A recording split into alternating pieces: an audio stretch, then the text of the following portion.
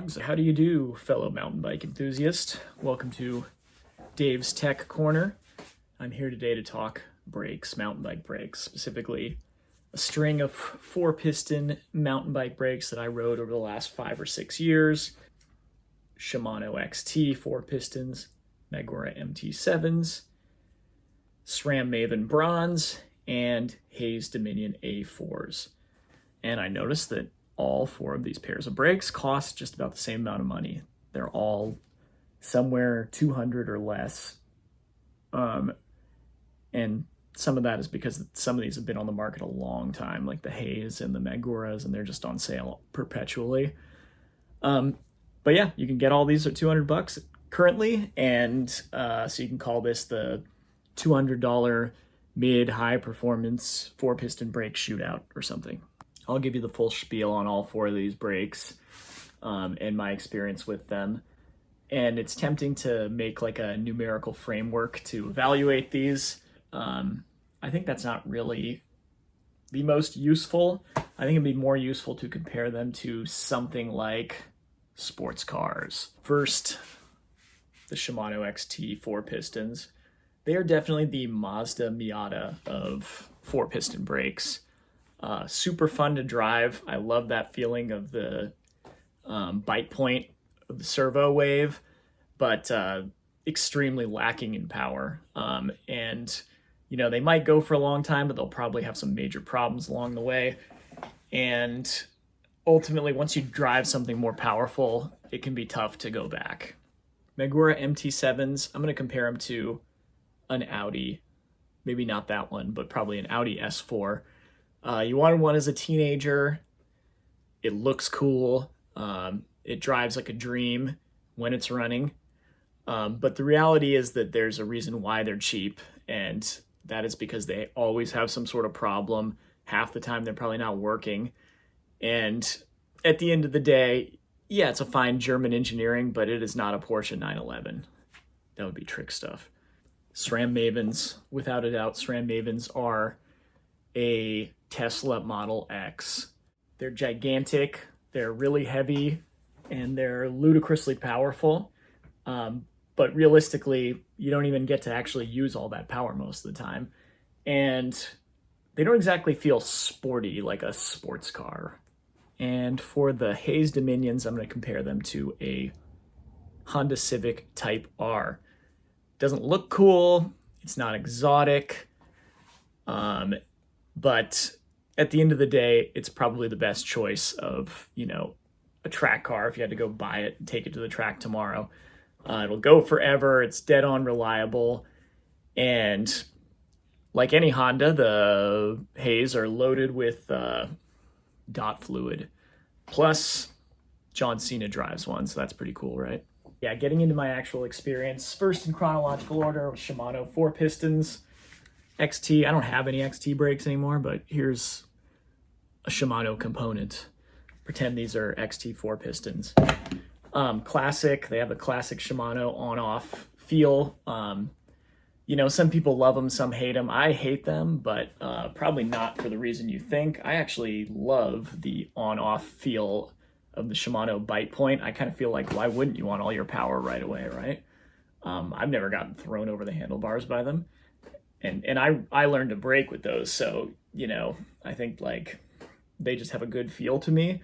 But the problem is that they don't have any power beyond their initial bite point, and that is the issue with Shimano's, among other things. You know, you ride a sustained steep, you smack the levers, and then you got nothing more, and you're death gripping for more power.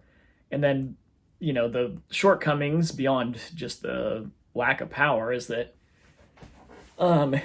I would constantly have the wandering bite point issues and the like heating up where the lever kind of goes to the bar. You know, it could have been the result of bad bleeds. You know, I did a lot of lever bleeds to get by on those, but yeah, realistically, they were just too inconsistent, too many problems, and then I cracked a piston on 2 of them, and so that was the end of Shimano for me. Next were the brakes I really wanted to love, my beloved Magura MT7s, the cool neon yellow circle brakes. I know these don't really have much of a reputation in the US of A, but I thought they were freaking awesome. I thought they performed so well, and after all those years on Shimano, they were just so much more powerful, had better modulation. You know, the ergonomics is amazing, and they just feel like just slicing with one of those fancy Japanese knives, you know what I mean? And so I rode them for a long time, but they did have some problems. And the number one main problem with Maguras for me is that it's very hard to get a good bleed. So how do I want to explain it? I won't explain it, but basically you jam this thing into the lever, and while you're trying to do the brake bleed portion of it, it's really easy for air to get in. And so even good shops, and me myself many times, have failed and gotten bad bleeds. And so, you know, half the time you're riding them and you got one lever that has a good bleed and one that has a bad bleed and is squishy, right? And they still work pretty well even with a bad bleed, but, you know, it's not high performance at that point. The other problem, and the thing that sealed the deal for me, is the pads rubbing on Maguras. This is what they're notorious for. And I think you can see, even on here, right?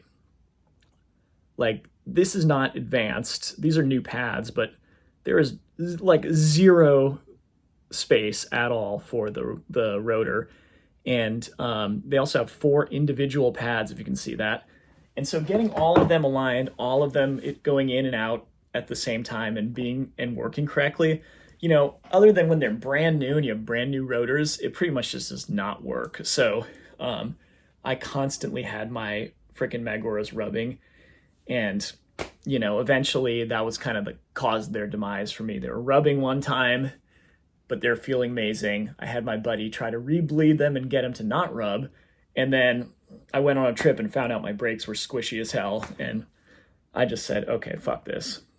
Next up, the Big Daddies, SRAM Mavens, bronze. Amazing brakes, and they are like so strong and such a good deal. $185 a piece. I think the only real downgrade is that bushing and maybe the lever material. Yeah, these are in a completely different world in terms of power from any other brakes I've ever ridden. They just feel like they could stop a truck. You know, if you're going down like a long, never-ending slab, you just feel like they will never fade. I did downgrade my rotors to 180 front and back and didn't do anything.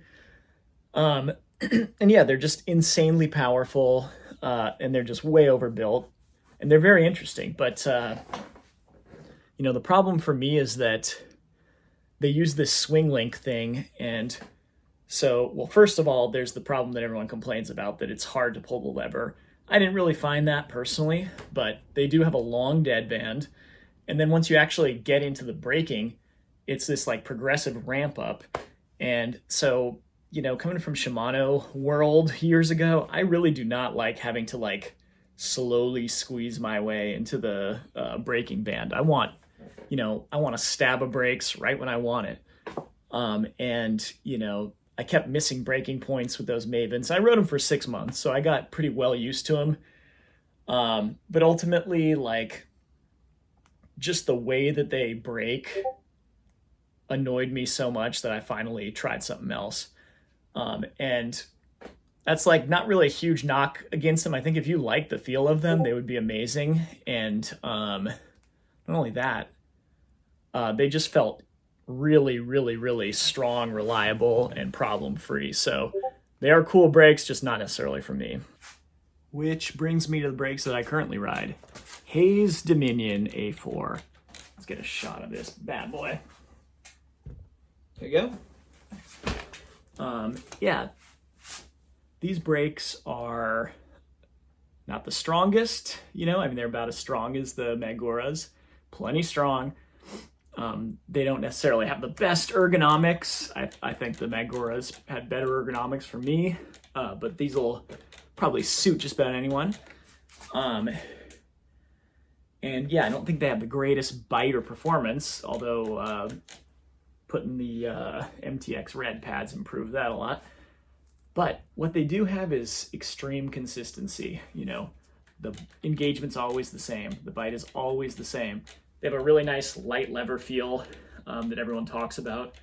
Although I will say, having ridden Mavens and Hays, you know, they both were fine for how hard they were to pull.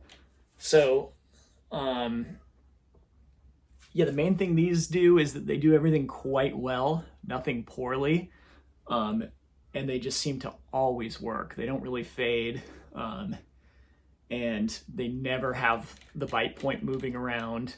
You never have to like pump them a couple times to get them back going. They just always work. And, you know, after all my experience with all the other brakes, just having them always work is as good as I need. And so, yeah, these brakes, they definitely kick ass. I honestly avoided them for a long time because I don't really like the looks of them much. Just purely vanity.